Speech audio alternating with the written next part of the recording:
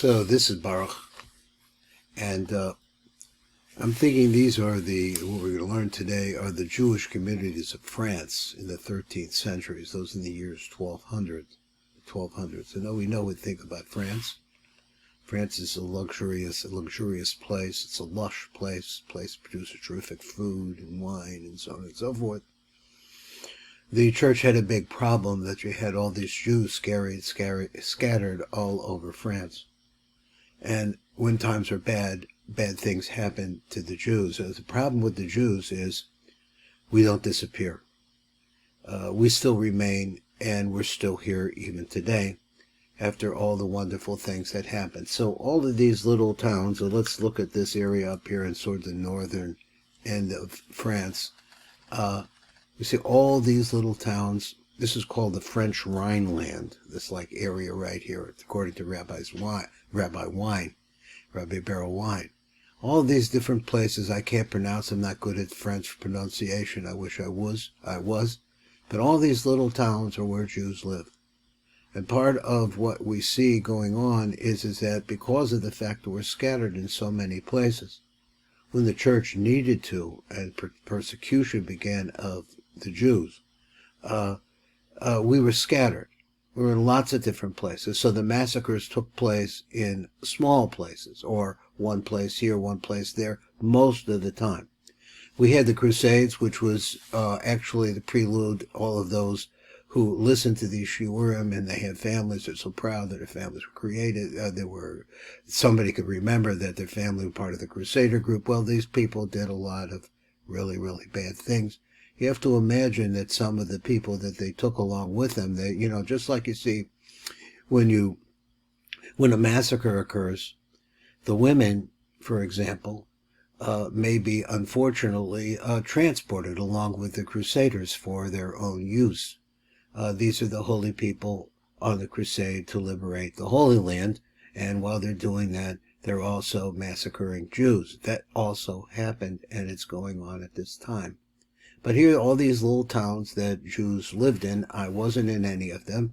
But now we're going to go over and we're going to see what this Dr. Beinart wants to tell us. And let me see how the best that I can do to try to get this in this place called Rodez, or near this place, I don't know how you pronounce it. Jews ordered to wear a distinguishing badge. Every family is required to pay an annual tax before Easter. Simple enough, right? That's all. Just have to wear a badge. All you have to do is pay an extra tax for the right to be able to live in that town. Let me see if I can find number 2. It's not so easy. It's a big map. Here we have in the area of Brittany. He says, I guess it starts like here. All right, let's go here first. The years 1236 to 1239. Jewish quarter in the area of Anjou, which apparently is this area of Brittany, and Poitou, I don't know how to pronounce it, he says, attacked following inflammatory preaching for the new crusade. So you're not dealing with people who are highly moral people. You're dealing with people who are poor and probably oppressed to a certain extent, but at that point that the church was able to let them loose on the Jews. Number 1240, the Duke of Brittany, in absence of his father, who was away on the crusade, expels the Jews from his duchy. He gets rid of the Jews. Now let me see if I can find number 4. It's not so easy for me to find these in all of this. You would think that it would be, but it's not, so we'll keep looking along. And here we are up at the very top of France. And he has a line drawing down here to Paris. And he says, on June 12th, in the year 1240, there was a public disputation on the Talmud. So they brought in rabbis, and they attempted to overwhelm the rabbis in a court which was set up, a kangaroo court which was set up against them, and a disputation, an argument took place, which is claimed to preach against Christianity because they say that the Jews preached against Christianity. This leads to books of Talmud being confiscated and burned. King Louis IX personally participates in the burning. Now, Louis the Ninth I'm from St. Louis, Missouri, and this is the king after which St. Louis is named. So this was a great saint in the Catholic idea, but you see their attitudes towards the Jews are very, very bad. They burned the Talmud. Now, without the Talmud, this is really for these Jews, or the origins of the Ashkenaz Jews. What is this core of their faith if they have nothing left to learn from? These things were all hand-copied copies of these books. Now let's look a little bit further and let's find number 5. Where is number 5? It moves around quite a bit. Now it's down at the bottom of the page. And number 5 says, following the burning of the Talmud, rabbis and sages, including Rav Yechiel of Paris, who participated in the disputation, immigrate to the Holy Land. Now here you see, let's see, they're talking about this. I don't know if I got enough room to be able to move this. Let me move it back. There we go. So here you see that leaving from Marseille, this whole area is a very dominantly Jewish area. There's a lot of Jews in this area, and they leave from here, heading towards the Holy Land. Somebody pointed out to me in those days, they were all one-way trips. So you went to Eretz Yisrael to go to the Holy Land, which is far away, and in Mediterranean terms, on a sailboat, treacherous journey, which ultimately you don't come back and go back and forth like we can do today. That was number 5. Let's find number 6.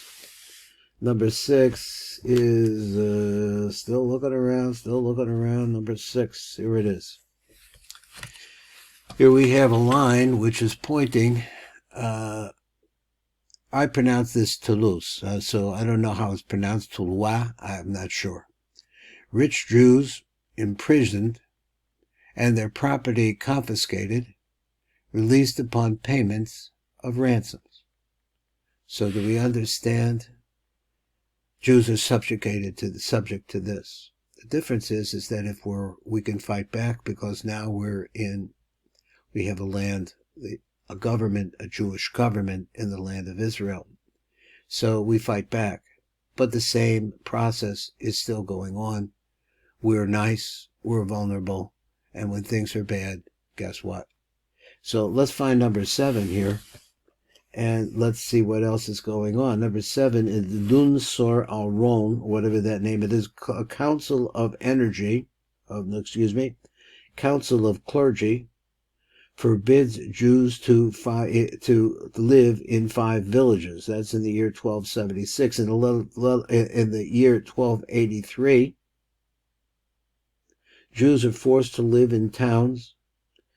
Building of new synagogues is prohibited.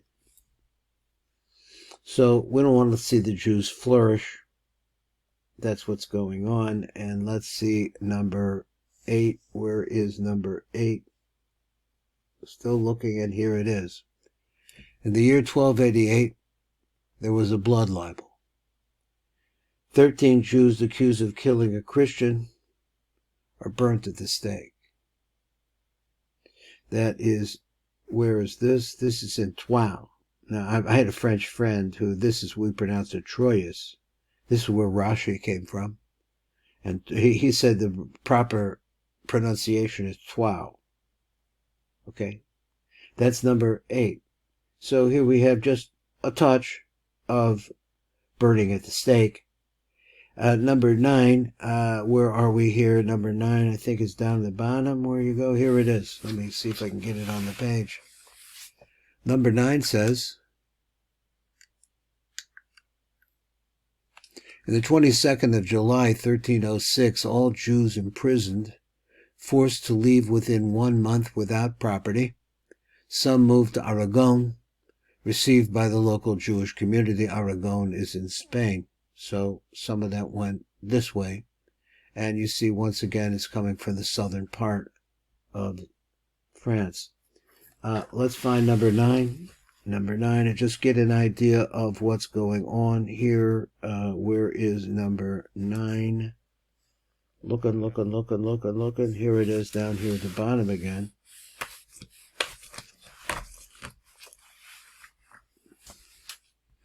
In July of 1306, and this we're speaking over here in this, once again, this southern area, all the Jews of this area were imprisoned, forced to leave within 1 month without property.